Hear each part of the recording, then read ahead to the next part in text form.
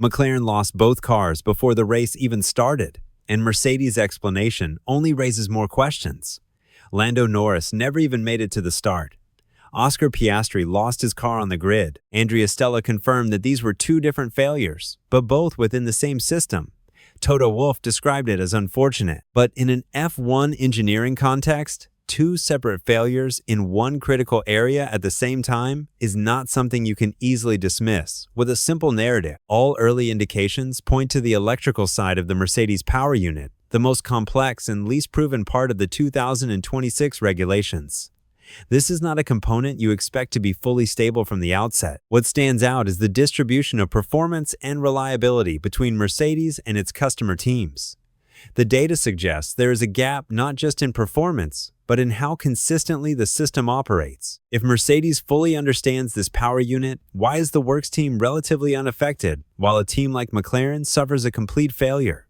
And if this is just an adaptation issue, why is the impact this severe? So the question is, are Mercedes pushing out technology that is not fully mature to its customer teams? Subscribe now because we are about to break down whether this is really a McLaren problem or the first sign of a much bigger issue inside Mercedes itself. What happened in China needs to be separated into two layers: what we know and what we are being told.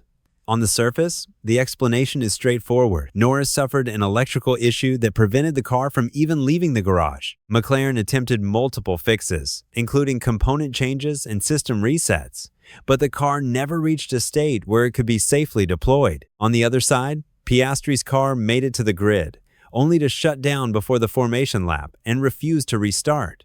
Two failures, two different moments, but both terminal. Andrea Stella was clear in his wording. He stated that these were not the same failure. From an engineering standpoint, that distinction matters. It tells us that this is not a single defective part failing twice. Instead, it suggests that two separate failure modes were triggered within the same system architecture. That system, crucially, is the electrical side of the power unit. And in 2026, that is where the complexity lies. The new regulations have shifted a significant portion of performance reliance onto electrical systems. With roughly half of the total power output coming from hybrid deployment, the margin for error in energy management, battery stability, and system integration is dramatically reduced. This is not simply a more powerful version of previous hybrid systems. It is a fundamentally more demanding one. Which brings us to Mercedes, because while McLaren is the team that suffered the consequence, the hardware originates from Mercedes' high-performance powertrain. And while no one is publicly assigning blame, the pattern of failure forces the question into the open. Toto Wolff described the situation as an unfortunate coincidence. That is a reasonable position from a leadership standpoint. It avoids premature conclusions and protects the working relationship between supplier and customer, but it does not fully address the technical anomaly.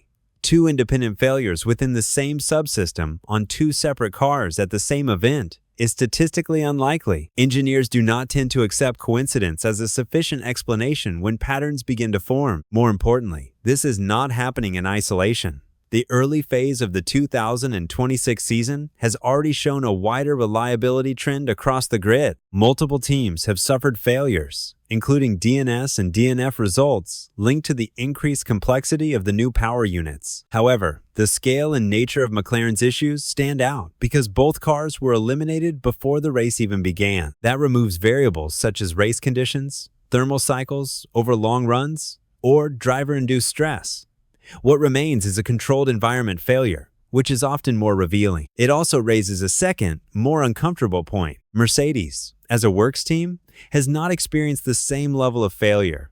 That does not automatically imply a difference in hardware specification, but it does highlight a difference in outcome. And in Formula One, outcome is usually the result of how well a system is understood, integrated, and managed. There are several possible explanations for this. The first is integration. A works team designs its chassis and systems around the power unit from the outset. Cooling layouts, wiring architecture, software calibration, all of these are developed in parallel. A customer team, by contrast, has to adapt its own design philosophy to accommodate an external power unit. That process inevitably introduces variables. Once the system entered a fault state, the car could not be restarted. That indicates a level of dependency within the system that leaves very little room for intervention once something goes wrong. For Norris, the issue was even more fundamental. The car never reached a state where it could be deployed. That suggests a failure early in the system initialization process, possibly linked to communication between control units, or a failure in establishing stable electrical conditions. Again, two different problems, but both within the same critical area. Andrea Stella's insistence that these are separate issues is important. It prevents the narrative from collapsing into a single-point failure explanation, but it also highlights the broader concern. If multiple independent failure modes exist within the same system, then the system as a whole may not yet be fully understood. And that brings us back to Mercedes. Because while the responsibility for operating the car lies with McLaren, the responsibility for supplying a stable and predictable power unit lies with the manufacturer. No one is suggesting deliberate negligence or withholding of capability. That is not how modern Formula One operates. But there is a difference between a system being functional and a system being mature, and maturity is what is being questioned here. The transition to the 2026 regulations was always expected to introduce challenges. Increased electrical reliance, more complex energy management, and tighter integration requirements all contribute to a more fragile system in the early stages. The question is whether Mercedes has reached a level of maturity where that system can be reliably deployed across multiple teams without significant variation in outcome. China suggests that the answer, at least for now, may be no. That does not mean the situation will not improve. Historically, teams and manufacturers adapt quickly once data begins to accumulate. Problems that appear critical in the opening races often become manageable within a few events. McLaren itself has shown in previous seasons that it can recover from a difficult start. The underlying capability of the team is not in doubt, but the scale of this failure cannot be ignored. 2 cars, 0 laps, 0 data, 0 points. In a championship context, that is a significant setback. In a technical context, it is a red flag, because in Formula One, reliability is not just about finishing races. It is about understanding your system well enough that failures become predictable and therefore preventable. At the moment, that predictability does not seem to exist. So we are left with a situation where the official explanation is unfortunate coincidence. The technical evidence points towards a deeper issue within the electrical system, and the competitive landscape shows a clear disparity between the works team and its customers. And that leads us back to the central question. Is this simply the expected turbulence of a new regulatory era?